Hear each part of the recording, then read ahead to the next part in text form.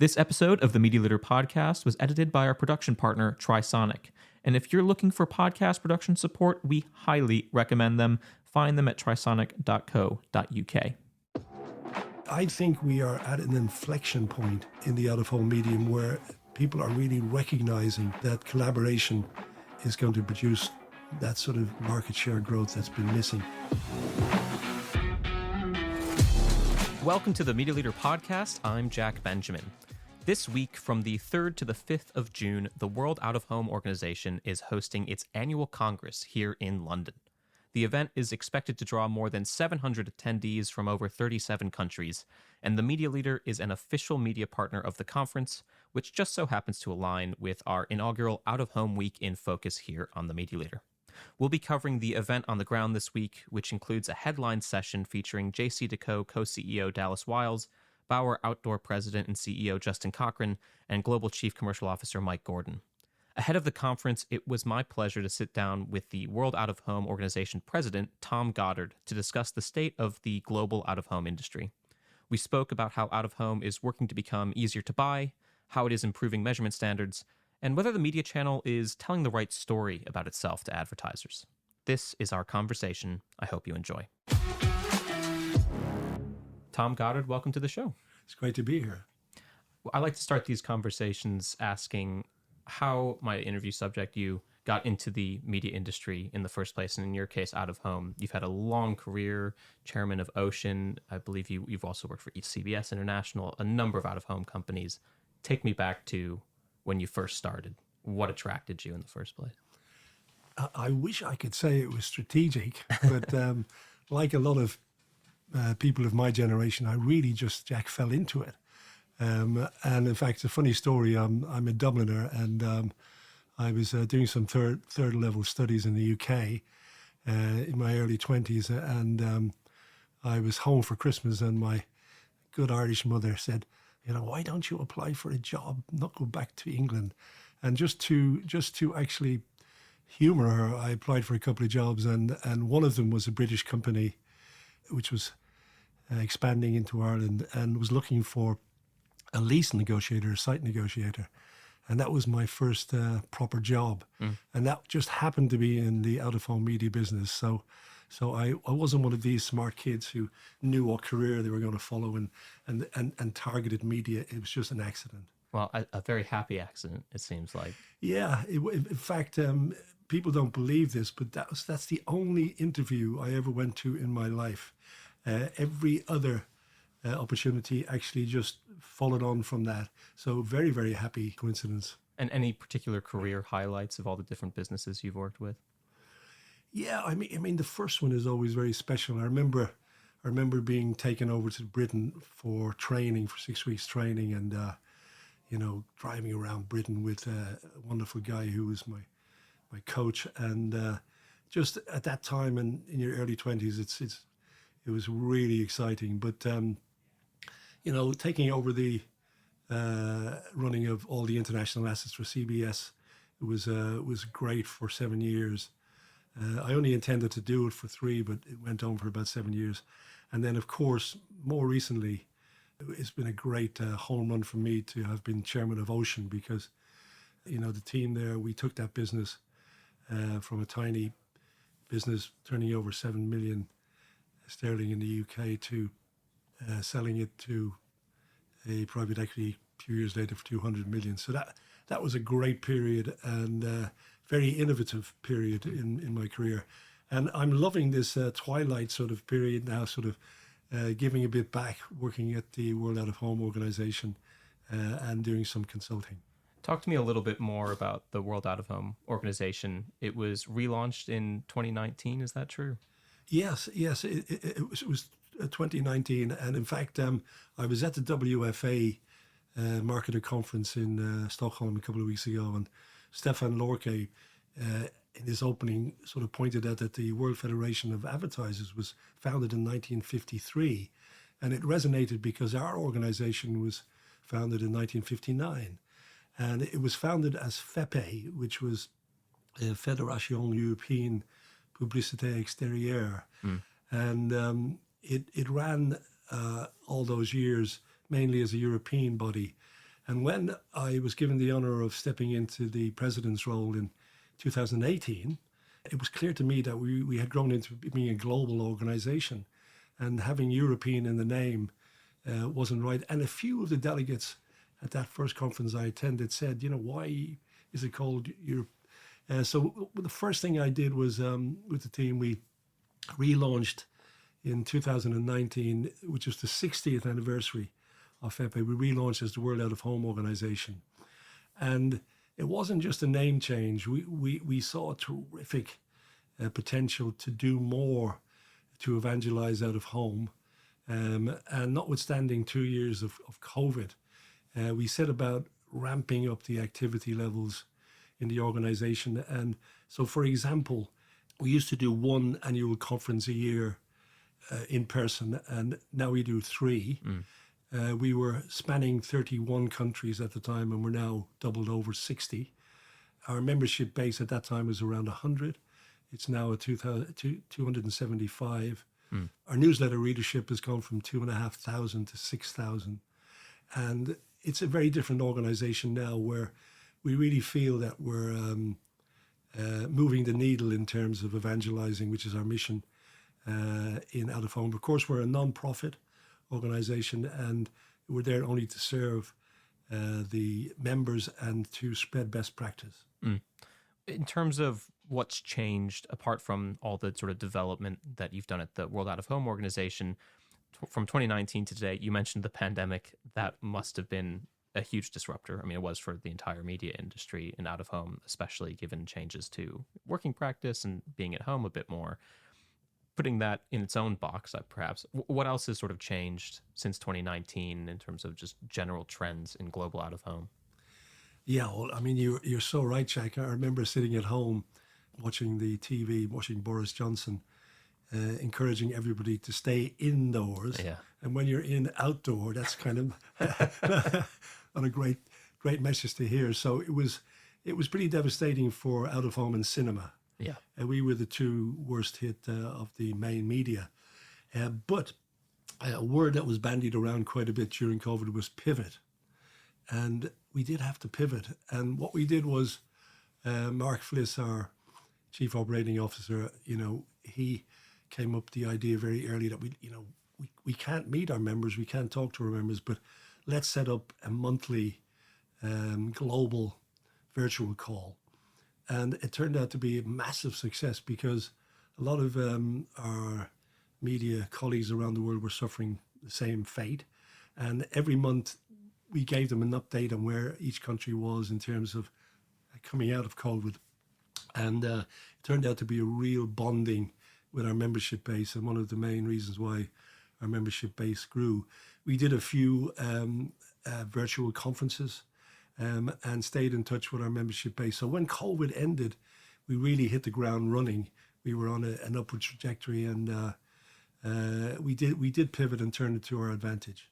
And in terms of the advancements in out of home, I mean, over the past decade, but especially more recently, I feel like there's been more development in programmatic digital out of home more generally. I mean, there are more screens around the world than there were before, certainly when it was more dominated by posters. I mean, can you speak a little bit, I guess, about that development, but then situating in the context of there's European out of home, and then there's also the global market. And I'm curious also within that development, sure, how the markets are different.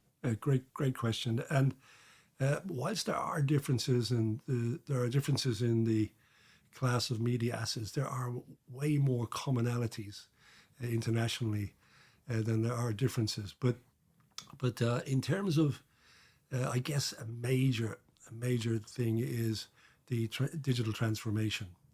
And we are now a $55 billion industry.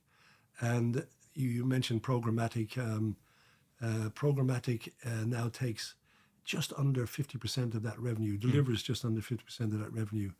And 10% of that comes through programmatic. And that's, although it's relatively small, it is one of the fastest growing areas. And I'll come back to that in a minute, because that really speaks to the need for more investment in automation. So that was that's been a big trend globally. And that's been helped by the fact that the screen technology is better, it's greener, it's more durable, and perhaps more importantly, it's got a lower cost base. So for many operators, it's been easier for them to invest in digital transformation. The other thing that I would mention is that a big trend of late is other media investing in out of home. We're seeing a real trend now where other media are investing in out of home, which is a real vote of confidence we see. So, for example, all the Clear Channel assets in Europe were sold to Bauer Media. And Nine Media in Australia has bought QMS, one of the big players down there. In Brazil, Electro, which is the largest out-of-home company in Brazil, has been bought by the largest TV company in Brazil, Globo, which shows that they obviously have a more liberal competition regulation than we have. But and then, of course, the private equity people are still interested. And a big one recently, really big one, was that Clear Channel in the US, which is the number 3 player, was bought by the Abu Dhabi, the UAE sovereign private equity fund. So we're seeing a real trend in investment in ownership and consolidation. What do you think is driving that investment interest? Is it a belief that maybe these businesses or the market more generally is undervalued? Yeah. I think we all feel that, and we all know most of the reasons why that is, which I'm sure we'll come on to. But I think a lot of the legacy media operators are facing into headwinds, and they see out of home as a medium with a very stable, growing audience. We don't have to fight for our audiences out there every day. And they see the digital transformation and the way we've embraced being in that sort of digital world. And they're looking to marry longer term investments with their existing portfolios.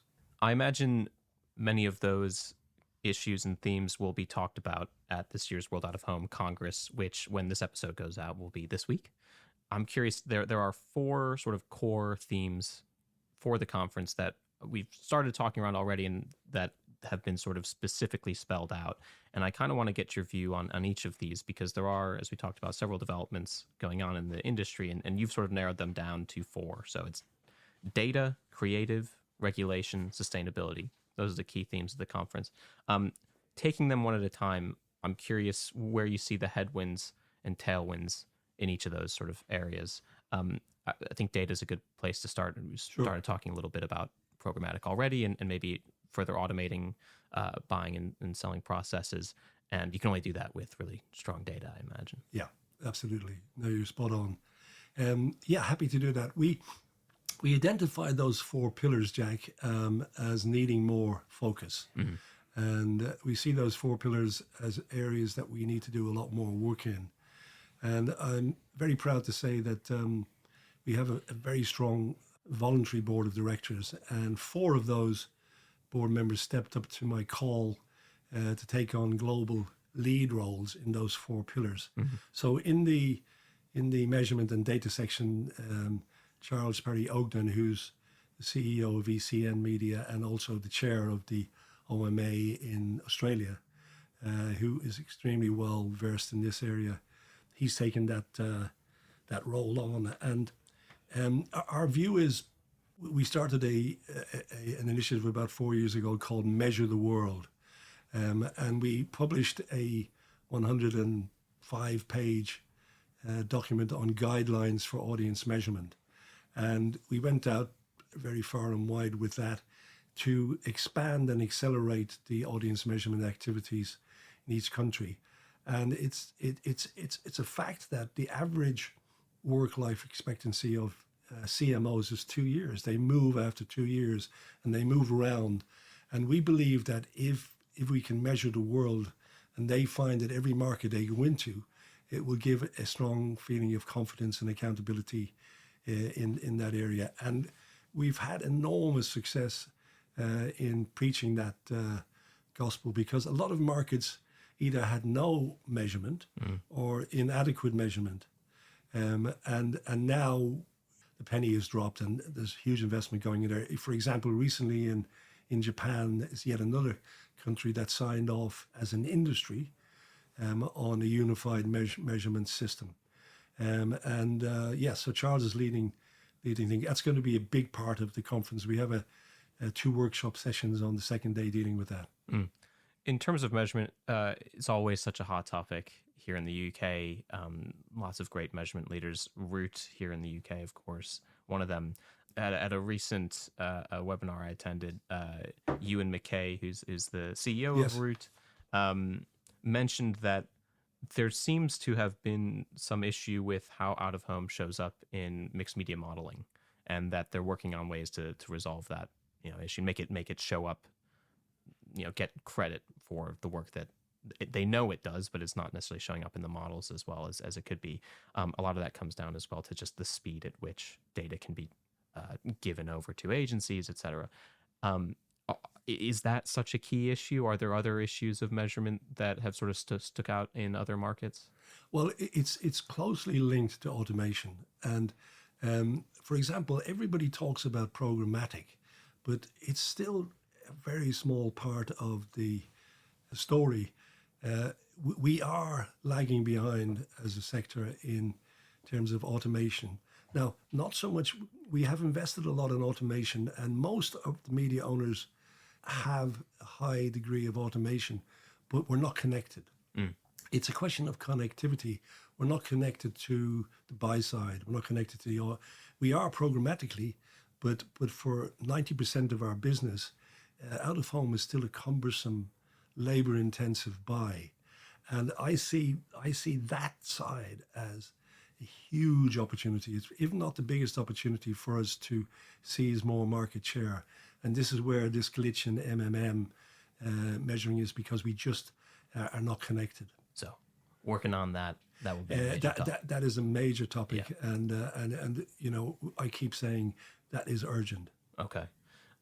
In terms of other issues of urgency, I imagine regulation is it's always a moving target, isn't it? But it seems like in recent years, the regulation around out-of-home advertising has certainly ticked up in terms of interest around certain types of advertising, fossil fuel ads in certain markets, let's say. What are other sort of regulatory headwinds or tailwinds, I suppose, that you view from a global perspective, not just here in the UK or Europe? Yeah, I mean, it's particularly a global issue. Kai Markus Sassler, who's the CEO of the German Outdoor Advertising Association, has taken the lead role in that. And no better person, because Germany has had to push back heavily in the last few years against intrusive regulation. And now, don't get me wrong, every industry needs to be regulated, but because our medium is so public, people think they're part owners of the medium. So if somebody thinks, well, I think we should ban outdoor advertising, this seems like a good idea, and they get a politician to listen, it seems like a good case. So a lot of initiatives that come into play that we have to deal with are really ill-informed, and they really don't reflect how much the public love out of home. All the surveys that are done around out of home, and particularly now in Germany, show that overwhelmingly it's the most popular medium and it's the most believable medium. But I have to say that some of our members are calling for more regulation. So, for example, if you're a media operator in India or in South Africa, you spend a lot of money building a beautiful site in Johannesburg or in Mumbai, and then 2 weeks later, some illegal operator will come and build something cheap, right in front of it, and it will take the government 2 years to get rid of that, And so a lot of markets need more regulation, and we are being asked more and more to help municipalities to draw up codes of conduct and best practices in cities. That's definitely interesting. Do you feel, broadly speaking, and you sort of alluded to it. Do you feel like out of home is overregulated relative to other media channels because of the public visibility of the channel? Thinking especially on some of the more digital platforms, which there's been a lot of discussion about how to regulate them, in recent years, and that's sort of come to a head this year.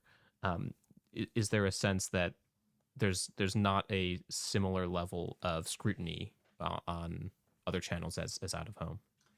Not really. No, Okay. I think other media are suffering a lot, and TV obviously is a very public channel. You probably have been aware of the controversy in the last few days in Channel 4. Yeah. It's more a question of, and I use this word strongly, stupid initiatives being launched by people who are trying to big themselves up that we have to constantly push back. But regulations, on things like high-fat food, most media are suffering from that. But for example, if you take Holland, in Amsterdam, they're banning full motion on digital screens or restricting it in shopping malls, right? And there's no logic. It's absolutely no logic. So you have these lovely screens with great technical ability, only able to act as electric posters. So we are pushing back on stuff like that where there's no logic. It's just subjective stuff being done by ill-informed politicians.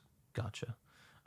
You mentioned moving screens. I mean, there's so much that you can do in out of home today that maybe you couldn't have just a couple of years ago. And I know that creative is another one of these pillars one of these themes at the conference. What are some of the creative developments that you've noticed in out of home over the past couple of years? And is there anything that you wish you were seeing more of that you feel like it's underutilized? Yeah, we feel it is underutilized, and this is why we've taken this initiative. And Tim Bleakley, who's the chairman of Ocean, is leading that particular pillar, and he started a movement called Mocha, Make Outdoor Creative Again. Oh, great. Okay. And we have a bit of fun with that. Yeah. But look, obviously recently, if you look at the deep screen, the wonderful sort of three-dimensional stuff that's being produced, that, by the way, gets an incredible amount of free amplification for any of the users who invest in that. Also, because of the ability to change the message so rapidly, the lead time into outdoor campaigns now is much shorter and can be much more topical. And a great user of the medium, both static and digital, of course, is the way Specsavers use the medium, using topical subjects on an international basis, and using humor in such an effective way. That really scores hugely well on the awareness level. But we think we have a lot of work to do to promote better creativity. But creativity is only one part of Tim's remit, because we need to dial up and talk a lot more about the virtues of out of home, and we need to raise standards in creativity. But in other areas, like trust, where out of home scores the highest of all media and all independent research, we don't dial that up enough. So you will see a lot more investment going in at sector level now to get these areas more noticed, because we really are now going after market share. We've enjoyed year-on-year growth in revenue, but our market share of all media is pretty flat, and we don't see that as success. We want to get that needle moving up again. You mentioned trust is one. Is attention another? I mean, I think part of when I walk around outside, it's one of the few advertisements mediums that just anecdotally I actually do take notice of. Either I'm waiting at a bus stop and I have nothing else going on, or I'm on the tube and again there's not as much going on, and my eyes just end up sort of being drawn to certain ads.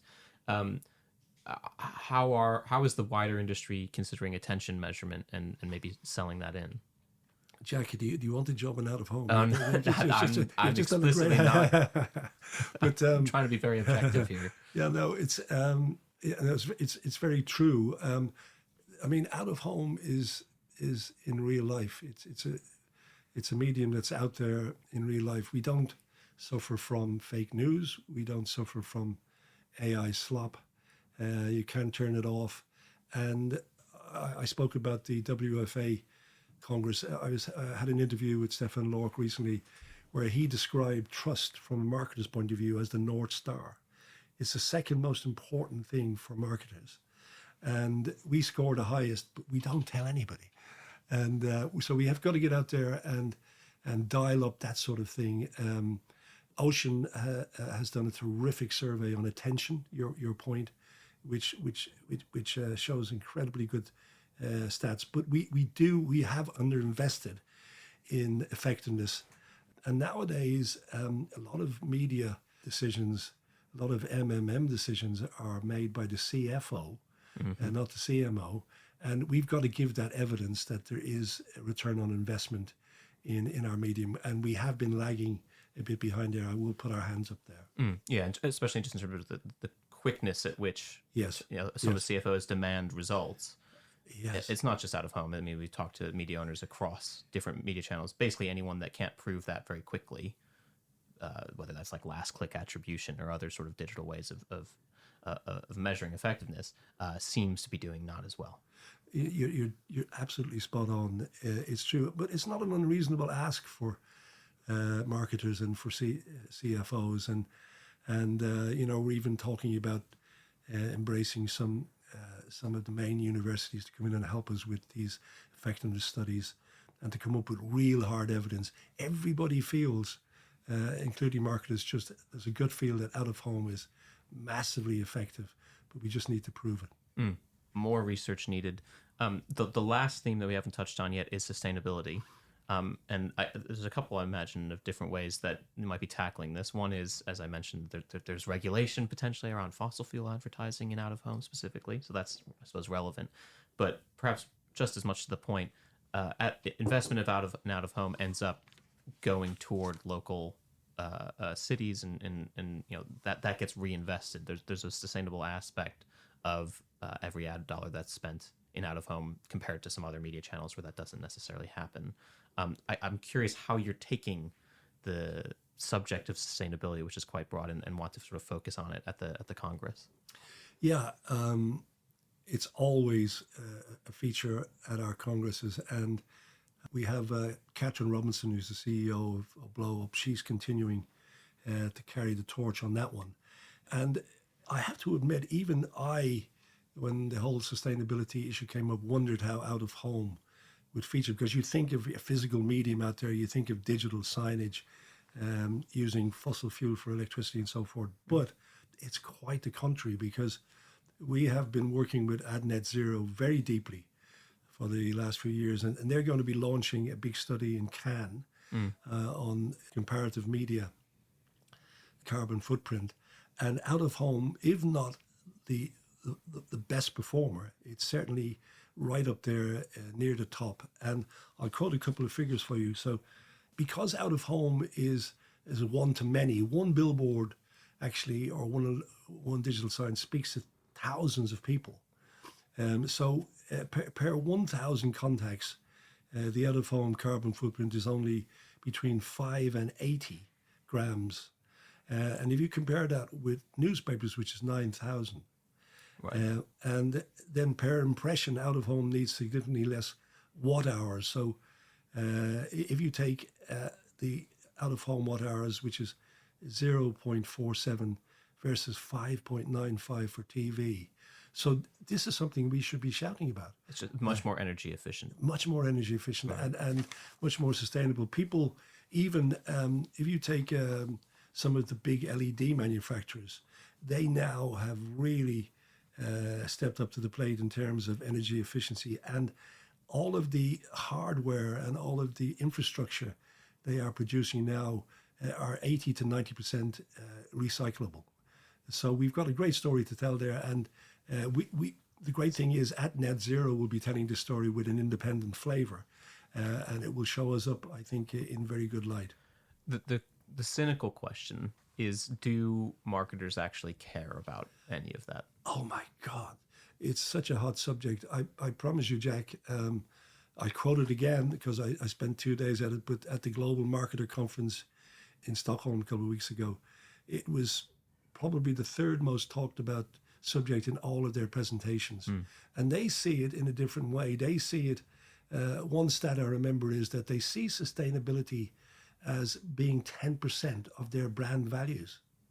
They just see consumers being more and more concerned with products that have a pedigree in sustainability. Now, of course, the regime in the United States at the moment has taken a bit of wind out of the sails of that, but we think that's temporary, and we're not taking our eyes off that. We're going to stay with that. Well, I'm heartened to hear that as someone that cares about the environment more generally. The reason I raised the question, I think, is primarily because a lot of business leaders out of the U.S. in particular, and that sort of infected other markets as well, seem to have dropped a serious interest necessarily in sustainability, at least talking about sustainability over the past year and a half compared to prior. And so it's heartening to see the message sort of continue as one of the main pillars of sort of how you view the future of out of home. Absolutely. And I think I often quote Warren Buffett. One of his great sayings is everything is temporary. So we see this dip as a temporary dip, and but it will come back. And it's not just a corporate or a commercial thing. It's an existential thing as well. And we're all citizens, and we all have a big vested interest in sustainability. And you'll see there's a panel session with Catherine Robinson and others talking about that in depth. But we have a great story to tell. We have more work to do, but particularly the major companies like JC&Co. and Bauer and Lamar and the big companies in Asia are really investing heavily in this, with electric vehicles and sustainable power, recyclable materials, and we're right on it. That's the way of the future. Don't take your foot off the gas. I think that's a very fair message. You mentioned earlier that the share of out of home, even though its revenue is growing, its share of, let's say, the media plan or overall ad budgets is relatively consistent. So the main question, I imagine one of the biggest questions really that will be asked at the conference is, how do you grow your share relative to other media channels? And I'm curious what you think the strategy should be, either here in the UK or globally, to accomplish that. Yeah, I think in many ways, of all legacy media, out of home has performed well. I mean, newspapers and radio would give their right arm to have not lost share, to have been flat. Most of the other legacy media have gone backwards. But we don't see that as a success, because we just instinctively feel our share should be double. And the way we will do that is by automating more, but connecting more with the buy side. We need to connect our SSPs with the big DSPs and the omni-channels and the holdcos, and make out-of-home frictionless in terms of the transaction. It still takes too long to transact out of home. So that's one area, and that's happening. Recently, Broadsign, which is the global leader in CMS platforms, and with a DSP, they acquired Place Exchange in the US, and they're ramping up that whole connectivity side around the world. And then even on the SSP side, if you look at View, which is a platform that's owned by JC&Co., it is actually acting for a lot of third-party media owners. So consolidation of the audience is creating greater scale, because big advertisers want to buy media fast, they want to buy it at scale, and they want to buy it with confidence that the data and accountability is very robust. So I think there's a tremendous opportunity around automation. We talked about effectiveness and attention, monetizing the amplifier effect. I mean, we give a huge amount of that away free. The earned media value of out of home is Yes. I've written before for the media leader as well. I mean, the idea, if you have one, maybe it's a stunt, maybe it's just a really nice big poster, often gets posted on social media, and people talk about it, what by sometimes the actual actors, let's say, or the celebrities in the poster or otherwise. You're not able to capture that No. value. Is there a way to capture that value? Well, look, indirectly, we do get some benefit from that because marketers are smart. They know and they factor that into their thinking, and it allows us to harden our rate card for stuff like that. You get a lot of advertisers now launching new products on out of home, and they do want to come in at a premium level. And so we're getting some of it, but not all of it. And that's one of the tasks I've given Tim Bleakley to come up with a way of us measuring that. But I think the big thing is dialing up the noise on to marketers about the advantage, brand safety, no fake news, no AI slop on our medium, consumer trust, very important one. Low CPMs, we are a very low CPM medium. And then the high impact impressions. You see an impression on out of home, and it's very different to an impression on a small banner ad online. And there's some great research done on neuroscience, which shows that the impressions on large format out of home are much more longer lasting and deeper than other impressions. So we need to start, getting value recognized for all of those things. We are extremely optimistic about the future of out of home, and you can see that from all the investment that's coming in from other media. I suppose we're all sort of talking around this one large idea, which is the out of home industry telling the right story about itself? Do you feel like you haven't been, and now you sort of laid out a plan, as you've just sort of described, of telling a different story? Or is it actually you first need to sort of get the requisite, bones, the structure, making things easier to buy before that story starts to really sink in with buyers? That's a great question, Jack. I think we all have been working hard telling the story in silos. And the marketers just don't have time for, looking at different inconsistent stories. We haven't been good at collaboration. And I'm a great supporter of national trade associations. We need to be not only investing more in national associations doing a sector marketing job, but we need to be empowering them more. And, you look at the markets that have strong out-of-home trade associations, their market share is higher than those where the associations are either not resourced well enough or not empowered well enough. So if you take Australia, if you take Brazil, if you take Germany, all their market shares are in the high teens, which is nearly double the overall average. So my view is we need to get a wrapper for out of home.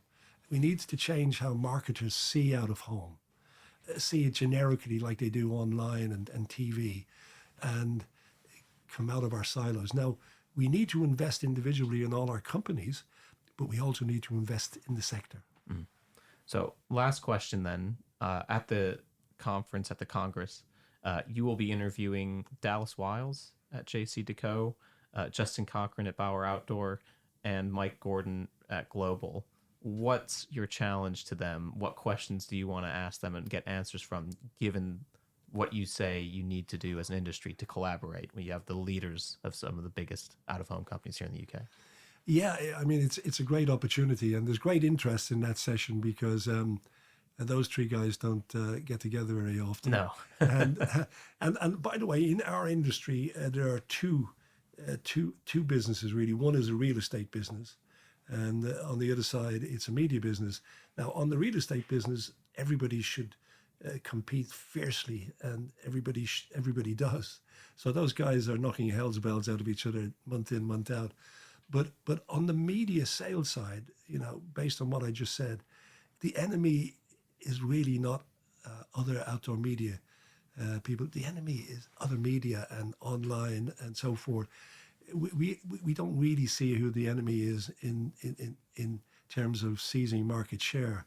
So what we're doing is really encouraging more collaboration, and started. I think we are at an inflection point in the out-of-home medium where people are really recognizing that collaboration is going to produce that sort of market share growth that's been missing.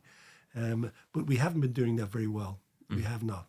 Well, I look forward to that session. I look forward to the Congress. We'll have reporting on the Media Leader from it later in the week. Tom Goddard, thanks so much for your time. It's been great, and thanks for inviting me here anytime. Thank you for listening to the Media Leader podcast. Our executive producer is me, Jack Benjamin. Special thanks to our production partner, Trisonic. You can find all our episodes on the podcast platform of your choice or on our website at uk.themedialeader.com. But do please remember to subscribe to be notified of our next episode. You can also subscribe to our newsletter at The Media Leader to receive daily coverage of all the biggest news stories in media and advertising. From all of us at The Media Leader, I'm Jack Benjamin. See you next time.